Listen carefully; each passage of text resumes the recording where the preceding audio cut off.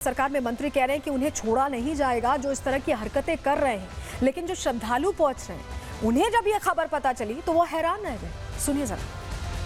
अगर आप लोग मतलब फोटो वीडियोस ले रहे हो, उसका दुरुपयोग कर रहे हो, तो आप यहाँ आके भी उसका कोई भी फायदा नहीं है ना। जो श्रद्धा भक्ति से यहाँ आते हैं उनको ही पुण्य मिलता है, वरना श्रद्धा से नहीं आओगे, कुछ और लक्ष्य लेके आओगे तो पाप तो जरूर मिलेगा। महाकुंभ क्यों आ रहे हैं? पाप धुलने के लिए ना। इधर आके फिर पाप करेंगे तो क्या मतलब है? तो इधर आके पाप धुलने के लिए आए तो वो करो ना। उससे अच्छा ये वीडियो बना के उसका गलत उपयोग करके क्या फायदा? उनके लिए कार्रवाई कीजिए, सजा मिलनी चाहिए। इस तरह से फायदा उठा के उनके साथ कुछ गलत करें तो वो तो गलत है ना।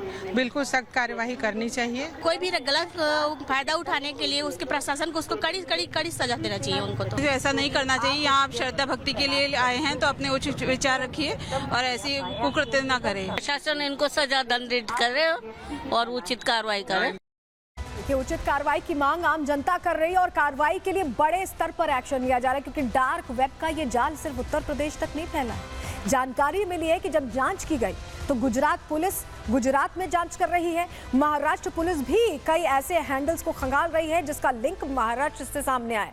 तो उत्तर प्रदेश, गुजरात और महाराष्ट्र तक जांच के तार फैले हुए हैं, क्योंकि ये साइबर क्रिमिनल्स है। ऐसे में ऐसा भी नहीं कहा जा सकता कि ये भारत में ही है, हो सकता है विदेशों में बैठे हो। ऐसे में इन पर कार्रवाई के लिए वो जो तमाम हैंडल्स हैं जिनके जरिए ये फोटोज प्रमोट की जा रही थी, वीडियोज प्रमोट की जा रही थी, पोस्ट की जा रही थी, उन्हें ब्लॉक करने का और तस्वीरों को मिटाने का काम यहाँ लगातार किया जा रहा है आईटी विभाग की तरफ से, पुलिस प्रशासन की तरफ से। लेकिन आपको बताते हैं कि गुजरात से जो सामने आया वो इसी तरह से था। और जब जांच की गई, गुजरात में बताया जा रहा है कि अस्पतालों में डिलीवरी के वीडियोस ऐसे ही बेचे जा रहे थे। जानकारी मिली कि मॉल में जो चेंजिंग रूम होते हैं वहां के वीडियोस रिकॉर्ड करके ऐसे ही ट्रेड ऑफ किए जा रहे थे। मार्केट लगी हुई थी उसकी भी इसी डार्क वेब पर।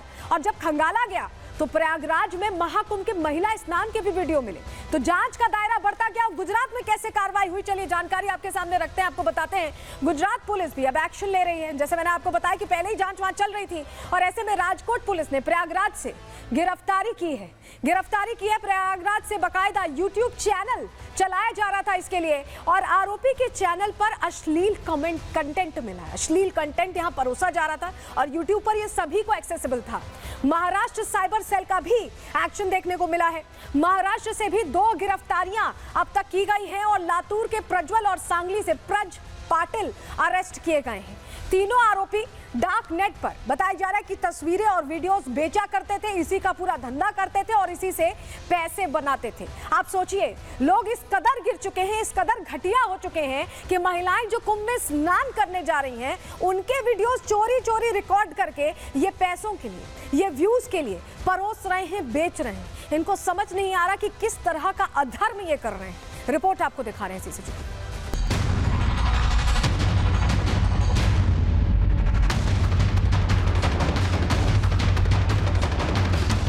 महाकुंभ का भव्य आयोजन संतों के समागम के लिए हुआ, पर्यटकों को आकर्षित करने के लिए हुआ, प्रदेश की इकोनॉमी को बूस्ट करने के लिए हुआ। साथ ही सबसे बड़ा मकसद करोड़ों सनातनियों की आस्था का स्नान करने के लिए हुआ। लेकिन इस आस्था के महाकुंभ पर साइबर अपराधियों की नजर थी। इन अपराधियों के निशाने पर थी महिलाएं। कुंभ में स्नान के लिए पहुंची महिलाओं को भरोसा था कि आस्था के संगम में वो सुरक्षित हैं, लेकिन उन्हें क्या पता था कि कुछ व्यूज और चंद रुपयों के लिए उनकी आस्था को अश्लीलता में बदल दिया जाएगा। लेकिन ऐसा ही हुआ। कुंभ के चप्पे चप्पे पर पुलिस की तैनाती थी, बावजूद इसके साइबर अपराधी अपनी मंशा में कामयाब हो गए। जिन घाटों पर महिलाएं स्नान कर रही थीं, वहां खुफिया कैमरों के जरिए प्राइवेसी में खलल डाली गई, महिलाओं की तस्वीरें और वीडियो बनाए गए। इतना ही नहीं, उन तस्वीरों और वीडियोस का डार्क नेट पर सौदा किया जाने लगा।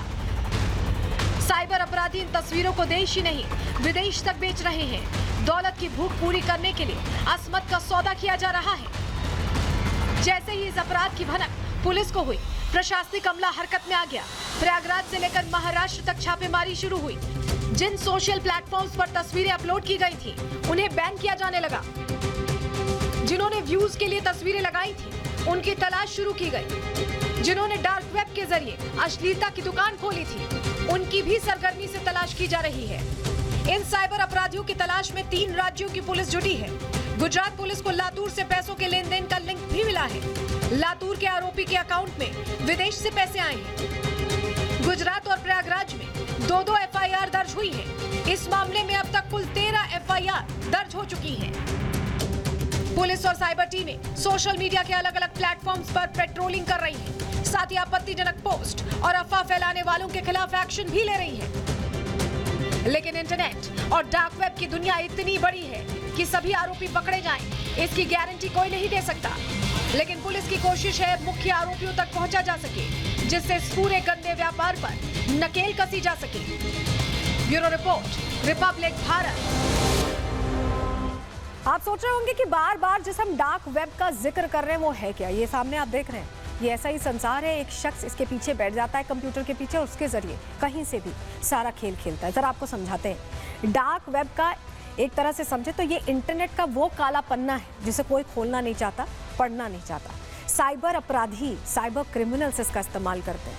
जैसे हर चीज़ का अच्छा और बुरा पहलू है, वैसे ये इंटरनेट का बुरा पहलू है। डार्क वेब एक एनक्रिप्टेड नेटवर्क होता है। एनक्रिप्टेड आप समझते हैं, जब आप व्हाट्सएप पे मैसेज करते हैं तो आपको लिखा हुआ दिखाई देता है ना कि एनक्रिप्टेड मैसेज, यानी आप जो बातचीत कर रहे हैं वो सिर्फ आप देख सकते हैं। ऐसे ही ये एनक्रिप्टेड नेटवर्क होता है। ऐसे में इन तक पहुँचना, इन आरोपियों तक पहुँचना बहुत मुश्किल हो जाता है। इसे डिकोड करना नामुमकिन होता है और यही वजह है कि ये डार्कनेट से सारा खेल खेलते हैं। स्पेशल सॉफ्टवेयर से डार्कनेट चलता है। डार्क वेब में एक पूरी दुनिया है जहां इसी तरह की चीज़ों को ट्रेड ऑफ किया जाता है। तस्करी, ड्रग्स की डील, इस तरह की चीज़ों के लिए इस्तेमाल होता है। यानी तमाम जो क्रिमिनल रिकॉर्ड्स होते हैं वो इन्हीं सारी चीज़ों के ज़रिए होते हैं। डार्क वेब यूज़र्स की ट्रैकिंग और सर्विलांस से उन्हें बचा लेता है, क्योंकि उनका जो आईपी एड्रेस है वो ट्रेस नहीं हो पाता, वो कहाँ से ऑपरेट कर रहे हैं ये नहीं पता चल पाता। बड़ी मुश्किल से ये पता चलता है कि शायद इस देश में कहीं से ऑपरेट हुआ है। ट्रांजैक्शन के लिए वर्चुअल करेंसी का इस्तेमाल ये करते हैं। ऐसे में पैसों के लेन देन का भी कोई ट्रैक रिकॉर्ड नहीं होता कि ये पता चल पाए कि आखिर ये कहाँ से सब कुछ कर रहे हैं। लेकिन ये जो घटना हो रही है इससे संत समाज भी चिंतित है कि आखिर महाकुंभ पर इन अधर्मियों की नज़र पड़ी कैसे। सुनिए जरा।